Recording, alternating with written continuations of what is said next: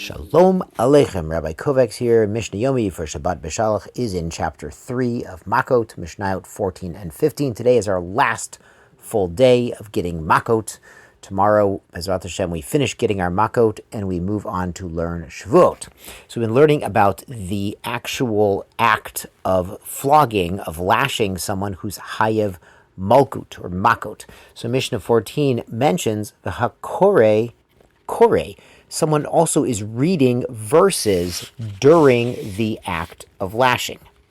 And he begins by reciting a verse in Devarim chapter 28, verse 58, Im lo tishmor lasot, if you do not guard to do all the words of this Torah written in this book. The pasuk continues, Vehifla Hashem et makotcha, vet makot zarecha, so Hashem will increase wondrously your blows, your Makkot, your makos, the punishment that will come upon you.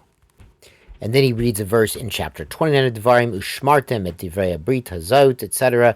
You must keep the words of this covenant, so you'll be tatzliach, you'll be successful. V'chotem, and then the last verse is in Tehillim, chapter 78, verse 38, in there, Hurachum yachaper avon, v'lo yishchit, v'yarbal yeshiva bo, v'lo yihir kol hamato.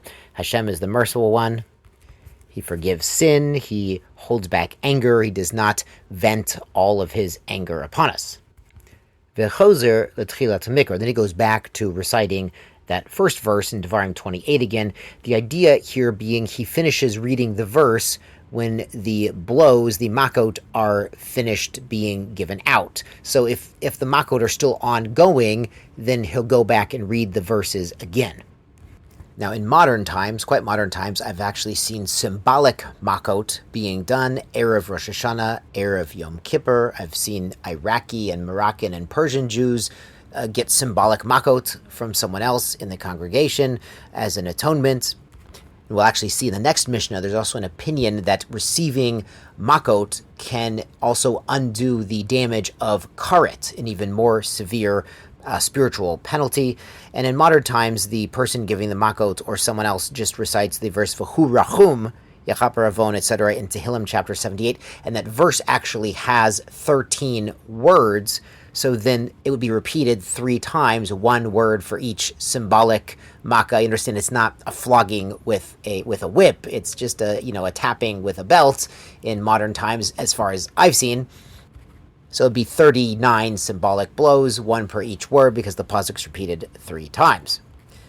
But back to the Mishnah, V'im met tachat yado. If, God forbid, the person receiving the lashes passes away, remember there's a medical evaluation. We learned a few days ago there's a medical evaluation before the Makkot are given, but even if they thought he could take more and he couldn't and something went wrong and he passed away, pater. The person giving the lashes, the agent of the court, is not liable. But hosif lo od ritzua achat, if he gave him 1 more lash than the doctors said he could take, v'met, and he died from that, hareze gole al yeldo. This is considered a killing b'shogeg, an accidental death, and the lasher, even though he's acting as the agent of the court, must go into exile for this. Now, what if the convicted man doesn't pass away, but he relieves himself? It's kalkel, he is lightened, meaning he's embarrasses himself. Ben berei, whether that's solid waste, ben b'mayim, or liquid waste, pater. They would stop giving the lashes, even if it's only been 20 or 30 lashes, and the person goes to the bathroom. That's considered enough of a kapara, enough of an embarrassment, that he's considered as if he's received the entire punishment. Rabbi Yehuda makes a chiluk here. He says, ish berei. He says if a man has solid waste, that's considered now he's done. Va'isha b'mayim, and if a woman even has liquid waste, that's considered enough, and we would stop the lashes at that point. On to Mishnah Tesvav, Mishnah 15. Kol chayav kretot, anyone who's chayav Caret. Caret is a spiritual excision. Our sages explain this person might pass away earlier. There's some kinds of Caret where they might, God forbid, lose their children in their lifetime. Shaloku, but they get lashes for some sort of chayav malkut crime, though we saw the first Mishnah in chapter 3 here, we saw some crimes carry a penalty of both Caret and malkut, that they can be related. Niftaru yidei kretotan, he's off the hook from getting Caret through getting those lashes. Shenamar, as the pasuk says, "V'nikla achicha leinecha," And this is in Deuteronomy chapter 25. It says that this person, the convict, will get lashed 40 times, and your brother will be, and nikla is really, it means lightened, but it means disgraced. Like it'll be light, like not as serious as he used to be. Kishaloka, the Mishnah explains, after he gets his malkut, harehu kechecha. He got his punishment, and now he's like your brother again. Divrei Rabbi Hanania ben Gamliel. This is according to Rabbi Hanania ben Gamliel. Once he gets malkut, he's like your brother, meaning he doesn't carry the penalty of caret. And caret means being cut off, being separated from the community. Amar Rabbi Hanania ben Gamliel, and he adds to this idea, ma ima over avera achat notel nafsho aleha.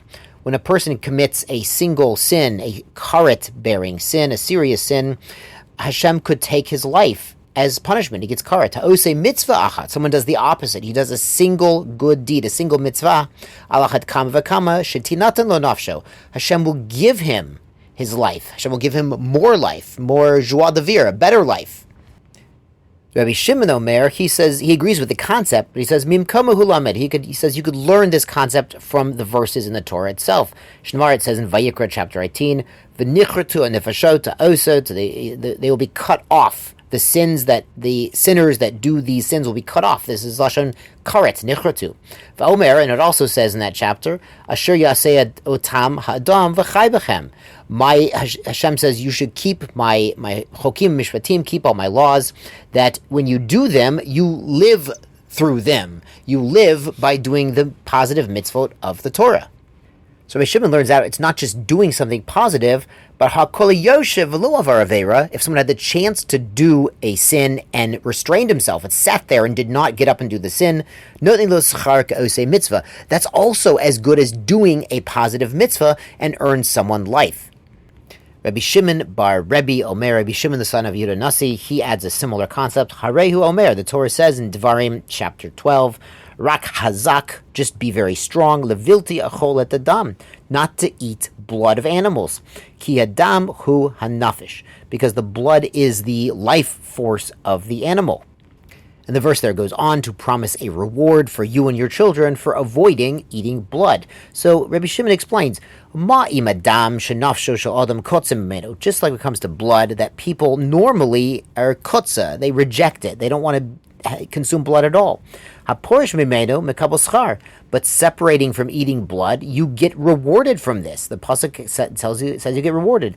Gozel v'rayot, so theft and forbidden relationships, shenasro adam mitave lahen, that people sometimes are tempted for these things.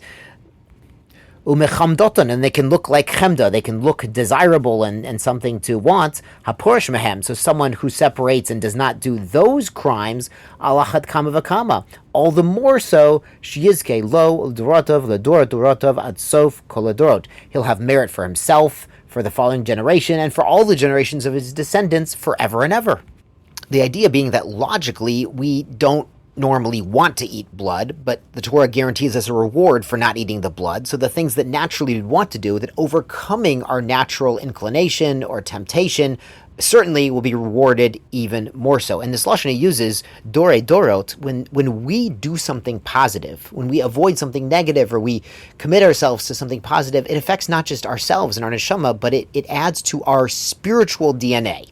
I'm not making this up. I've heard this concept amongst modern rabbis. We have like a spiritual DNA. Whatever you do in your lifetime and you show your children and your grandchildren, that becomes part of their spiritual DNA, and it improves their life and the lives of all your descendants forever and ever.